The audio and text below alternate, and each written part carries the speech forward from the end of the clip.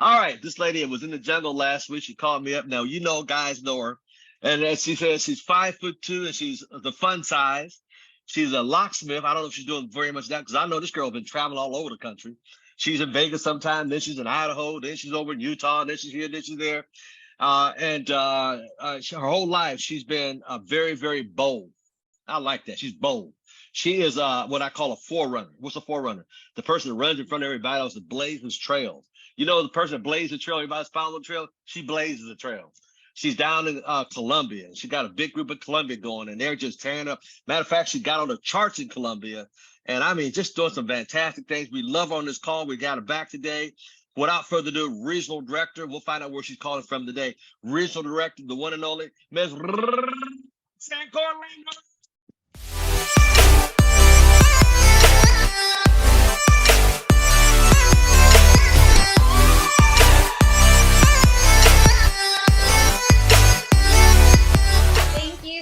Mr. Thomas. Holy cow, that was the best introduction ever. Can we just do that again? I'm going to take this recording. I'm just going to share it everywhere. That is fantastic. I appreciate you so much. I am in San Antonio right now, so I'm back home. And I'm actually here for a while, so I will get into that. That's actually part of what some of my training. So I'll let you know while I'm in San Antonio, I'm going to do a little bit less traveling here in the future, but I definitely want to give it back to you, Mr. Thomas. You are fantastic. The leader you are really propels me to be the leader that I am today. There's so many fantastic, amazing leaders throughout ACN. I have not seen any business, any company, anywhere else that has such great leaders that we have here. And because of that, I mimic a lot of what I do, and I pick up a lot of what you do from you. So again, I want to thank you so much, and I appreciate you and everyone else. And that actually brings up my topic for the month. My topic for this month is going to be leadership.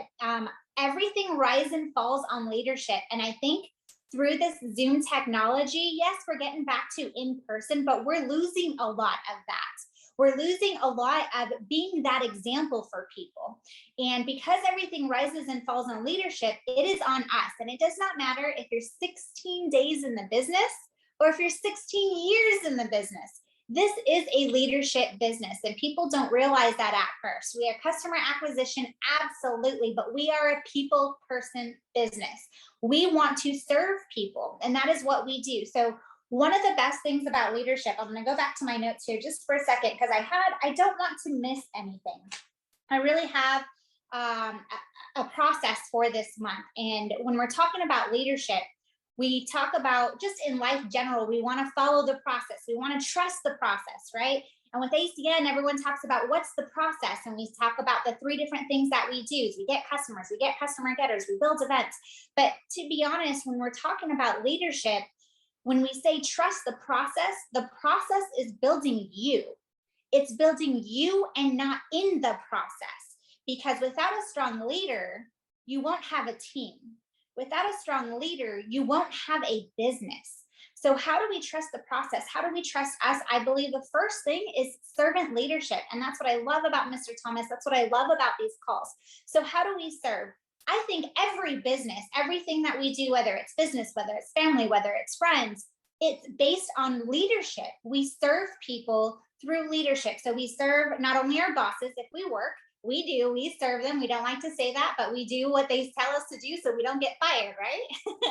That's the same thing in leadership. So when I started doing these presentations, I started with Women Winning Wednesday, one of the best things ever, because that was my start, and I was not prepared. I was not ready. I got a call that day by Mrs. Chanel Burt and says, hey, can you do this call? And what we do to serve our leaders is say, yes, ma'am.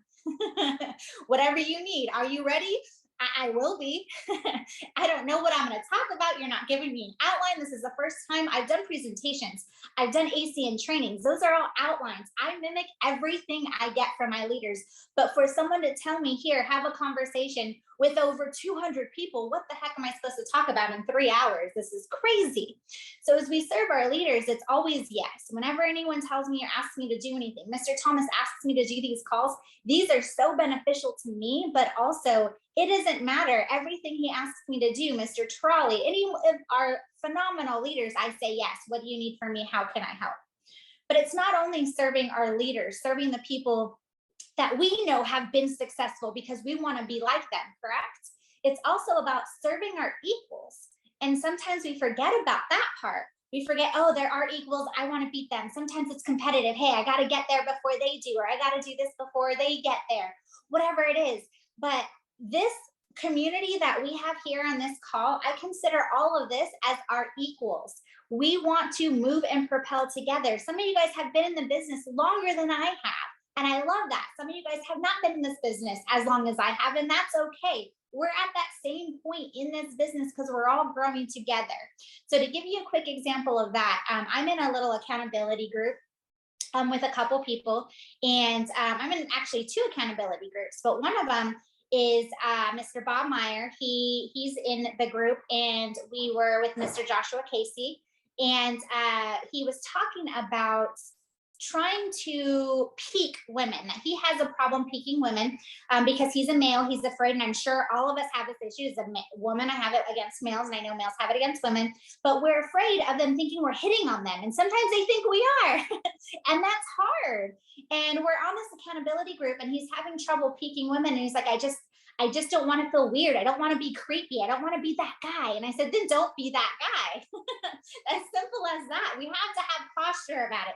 If you're feeling weird about it, guess what? They're going to feel that weirdness too. But he was going through this conversation with us, and he was like, well, I told him, he's asked me some suggestions. What do you suggest? And I said, edify a female. That's all you have to do is edify a female. And so he says, I don't have any women that I can edify. And I'm like, excuse me. Who am I? Am I chopped liver? We're on this group together, right? But he didn't think about me because I'm not in his line of business. He's not in mine. We're not on each other's team. We're complete sidelines. He is my equal. I did not hesitate. And I'm like, hello, you have me. And both these guys are laughing on this call because I said it just so instinctively, because we are here to help each other. So what happens? I get a 3-way text message. So I'm having this conversation with Bob on a Zoom call, and I get this 3-way text message from Mr. Joshua Casey. And he's introducing me to a cold market peak that he did. And he just said, hey, Roxann, I met this person. She has a great personality. I think you guys will hit it off. I met her at Subway, cold market. Guess what? It didn't turn into anything. Oh, wow. She never called me back. I gave her a call. It didn't happen. But he had someone to edify. He didn't seem like that creeper hitting on a woman. And I know sometimes that reserves us. So we got to think outside of the box sometimes. What are we so afraid of that we're not doing to propel our business? So not only do we serve our leaders, we serve our equals as well. We help each other out, because guess what? If I have someone in the military, I'm going to definitely edify Mr. Joshua Casey. He's a regional director as well. He's done phenomenal in this business. So why wouldn't I edify him? Because he's not in my organization? Absolutely not. He can build that relationship better than anybody else in my business, I feel like, if there's a great connection. So now we talk about serving our leaders, serving our equals. I hate using the word, but serving people below us, but people that just aren't quite at our position or aren't quite where we have been in that growth process, because we've been growing for a while. For me personally, this has been with ACN a 5.5-year growing process, but I started growing well before ACN. Some people just aren't where we are yet, and that is okay. That's who we need to serve as well. And I feel sometimes that gets lost, and I don't like that. I don't like that some people are saying, oh, well, you're not a regional director yet. When you become RC, heck no, you don't even have to be qualified. Our job is to help other people. And you can ask anyone in my organization, anyone on my team, it doesn't matter their position. If they ask me for help, the first number one question is absolutely. It can be personal, it can be business, it could be with another one of their businesses. I have them reach out to me and say, hey, Roxann, I'm having this issue in my catering business here. Can you help me figure this out? Absolutely, whatever it is that you need. So become a servant leader. That definitely is going to help propel your business. And if you're not there yet, think about the things that you can do that, to be that person. For instance, in Philadelphia, I had planned on going. We had this big event in Philly. And I love sharing my examples with you guys, but we had this big event in Philadelphia. And I had picked someone on my airplane back from Colombia, and I said, hey, what are you doing this Friday? It's like 3 days away. So I got him to Philly, not in the business. He ends up bringing a guest. They drive all night, show up that morning, did not sleep. So guess what happens when the start of this event is happening? I get them seats, the sold out event. People are standing up in the back. They're falling out the door. Fire marshals could have shut us down. It was crazy in Philly. But I was able to secure seats. We all sat down and these boys started nodding off and falling asleep. How many of us have had reps sleep at an event? How do we feel when that happens? It's like, oh my gosh, I am so embarrassed. Like, wake up, stop. You're embarrassing me. This is ridiculous. I can't believe this. This guys drove all night for an event they knew nothing about. So what is it that I did as a leader? Did I get embarrassed? No. Did I embarrass them? Absolutely not. But what I did is I said, hey, what kind of coffee do you like? I ran out to Starbucks and got these guys coffees. I am in the middle of the presentation. It's dark. It's in a video. I'm crossing all these people. Excuse me. The seats are so tight. I'm stepping on everybody, all their bags, just to get these guys coffee. They were so appreciative. They got coffee, stayed up a couple more hours. We had lunch.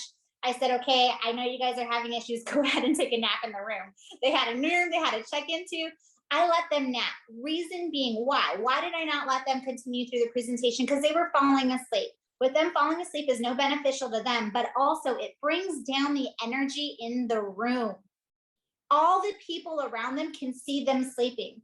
So don't be that leader that gets embarrassed. Be that leader that's going to make sure it's good for the environment, not just your team. Yes, it would be so beneficial for me to have these guys in that room that whole time for me, but what about everybody else around me? It's definitely going to bring down the energy. So they took a nap, they came back down, and guess what? They missed half of the freaking event. It's a one-day event. They missed half of it after lunch. They signed up as soon as they woke up. I had 2 reps in the business. If I would have forced them to stay awake, I can guarantee you that probably wouldn't have happened. So we also want to make sure when it comes to serving, we're doing the little things like that. Thinking outside the box, what would you want right now? If you were falling asleep, guess what? You want some coffee, right? Go get some coffee, whatever is. You want to stand up, let me secure a spot against the wall. Excuse me, can you move aside? I have someone that needs to stand up against the wall. You do what you need to do to make sure this is a good event, not only for you, for your team, but for the whole environment. The next thing, so when we're talking about being a servant leader and who you are as a person, so being the leader you are, stuff is going to happen. Ish hits the fan always, and it is unpredictable. And this has happened to me recently. So fast forward from Philadelphia, we go into Baltimore. That's the next event. I'm going to focus a lot on events because that is what's been building my business lately, starting with Columbia, that blow up in Columbia, getting in the charts was an event. Philadelphia was an event. We had several people that weren't even supposed to be there. It was packed. It was amazing. Now we're going on to Baltimore. So I decide as a leader, I want to be there for my team. This whole new East Coast team that was in Philly, I have several people out there. They all made their executive team leader bonuses within their first 30 days, anywhere between $500 and $900 that these people have made in this group. They signed up, they've registered for the Baltimore event. This is going to be awesome. We're growing on the East Coast. I am stoked. So what do I decide to do? I decided to drive to Baltimore. I said, you know what? From San Antonio, it says it's a 24-hour straight drive. That's without stops. With stops, I'm figuring maybe 28 hours. So it's going to be probably a week-long trip. I'm going to drive out to Baltimore. I'm going to meet with my team out there. We're going to set up PBRs. I'm going to go to wherever city they are. I have guys in Maryland. I have guys in Connecticut, in Virginia. I'm going to hit all these spots, and we're going to do PBRs, and we're just going to explode. This is going to be phenomenal. Here we are a week from the event. And I'm getting these calls. Roxann, I can't make it. Roxann, I can't find a sitter for the kids. Roxann, I have work that I can't get coverage. Roxann, I have to move into this new place. These people that I have registered for this event are dropping like flies. And I'm like, what is happening here? It's okay. I'm still going to drive. They don't make this event. I can't force them to go. But guess what? After the event, I can still do PBRs. So let's go ahead and do this. I have a brand spanking new rep out of Las Vegas, Nevada. He's going to fly into San Antonio. We're supposed to drive out together to do all this stuff. So now I'm still preparing to drive this whole long distance drive. I'm leaving on Wednesday. Monday afternoon, we're taking my car. I have someone flying in from Vegas. Monday afternoon, I get slammed by a big rig who decides to tail me up the highway. So my car is totaled because he doesn't stop. He thinks he hit a dog. This is Monday afternoon, y'all. And I'm like, oh my gosh. after I stop shaking, after everything, I have no broken bones. Thank you, Jesus. I am fine. Lots of pain, but it's okay. We can handle that. We can move forward. My first thought is, holy cow, how am I going to get to Baltimore? I have no car.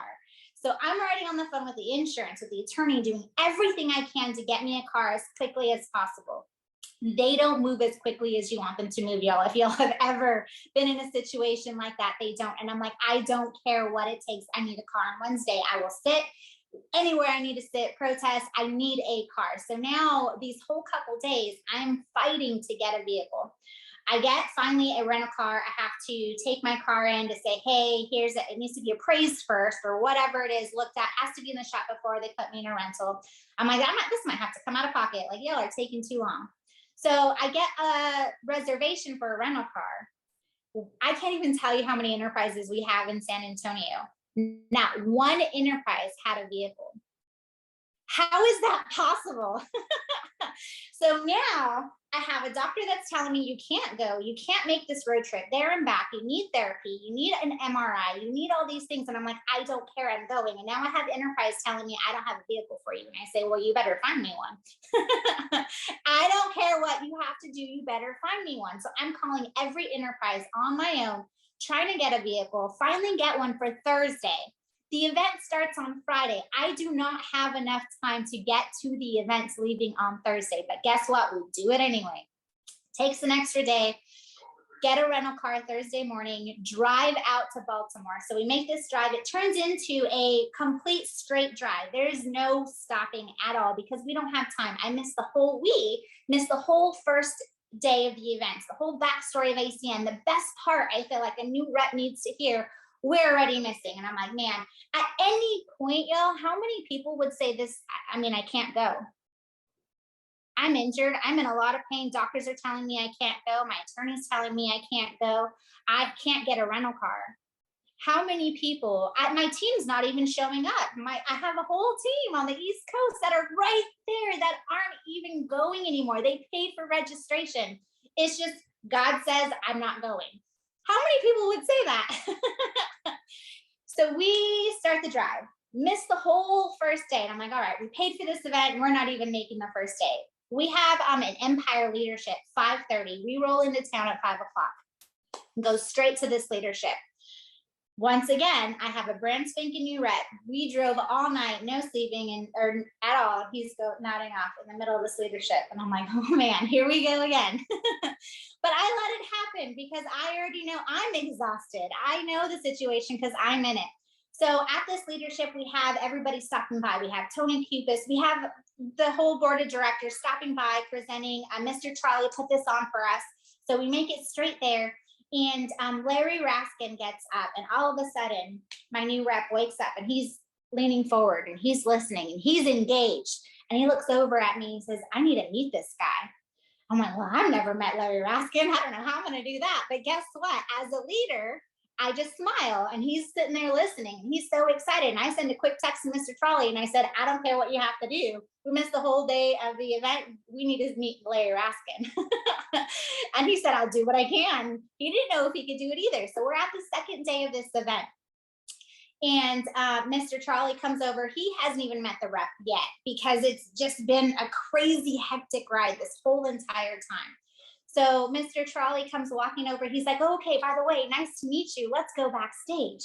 So we go backstage at the Baltimore event and meet Larry Raskin. This is the one person he wanted to meet. He knows nothing about ACN, hasn't been on any calls, doesn't know any of the co-founders. He meets him. It's a great experience. Me as a leader, what do? I don't say, oh my gosh, Larry Raskin, nice to meet you for the first time ever. And I take the lead. No, I step back and I let them talk. This is for them, not for you. I've seen it so many times where people get so excited, they get into a room and they shadow their people. Don't shadow your people. Let them experience it. So I sat back, I let them talk. We're walking out and I see Tony Kupis. And I said, oh, real quick, Mr. Trolley, I know he's super busy. I'd like an opportunity just to say hi to Mr. Kupis. Kupis has been amazing. One of the first co-founders to see something in me. And I'm just so blessed to have had that opportunity to meet him personally and have him come out to San Antonio. So I said, I just want to say hi to Mr. Kupis. Mr. Kupis meets my new rep, and is an amazing experience for him because now he met Larry Raskin, Mr. Tony Kupas at his very first event, not even 2 weeks in this business, y'all. How many of y'all can say you personally met these guys and have been in the business for longer than 2 weeks? Like, come on. So I'm going to finish up my story here because I know my time is coming, but I want to share something really important with you guys, is that we had this happen. For most people, they would have quit. For most people, they would have said, this isn't for us. Sitting in those chairs that we had at convention were horrible. It was the worst experience for me. My back, I have some issues, y'all. That's why I'm in San Antonio. I told you I'll get there. It's because of the accident.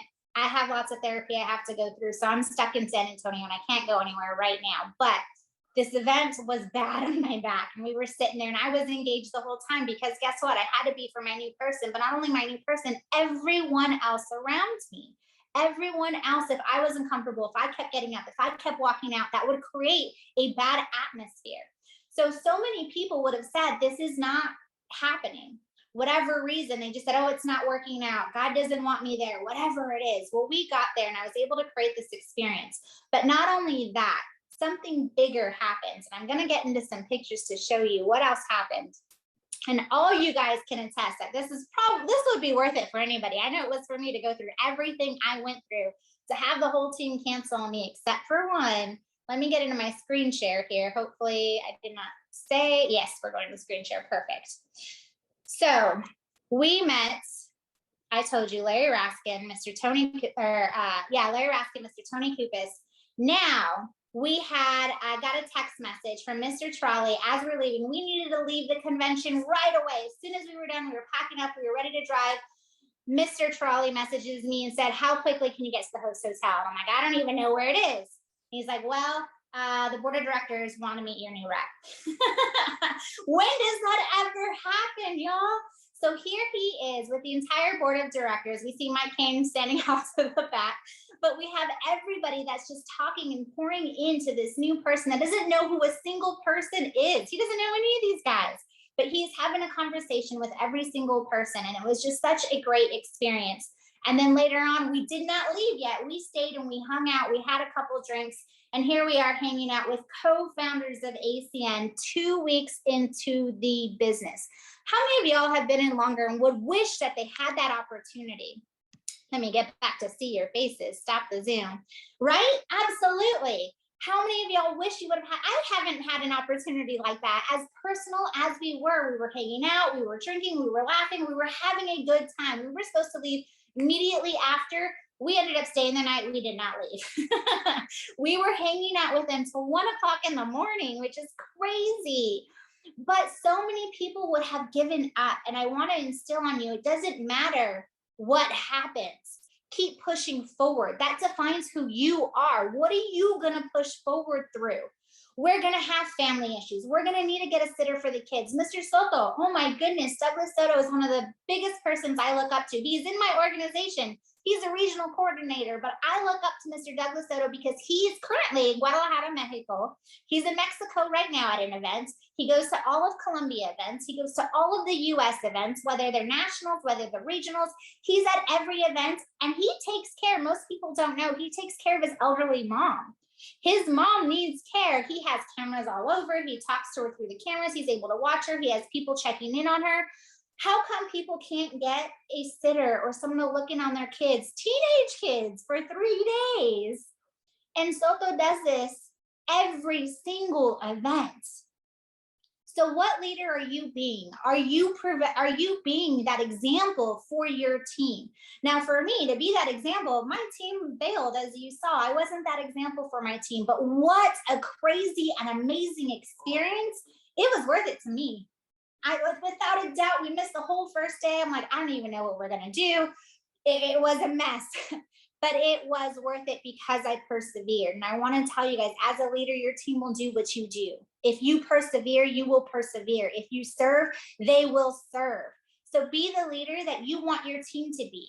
If you want your team to do these things, you have to do them first. And I know this because I've seen it from Mr. Thomas. I've seen it from Mr. Frawley.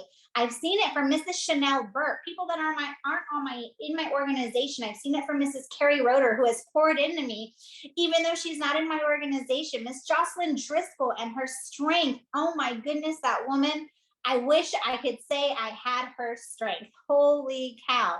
These are all phenomenal examples. If you see these in leaders, these are the leaders that we have to be. I know I'm well over my time. I do apologize for that, y'all, but thank you so much, Mr. Thomas, for all that you do. And I want to let you guys know, being a servant leader and being who you are born to be will definitely get your team to excel to where you want them to be.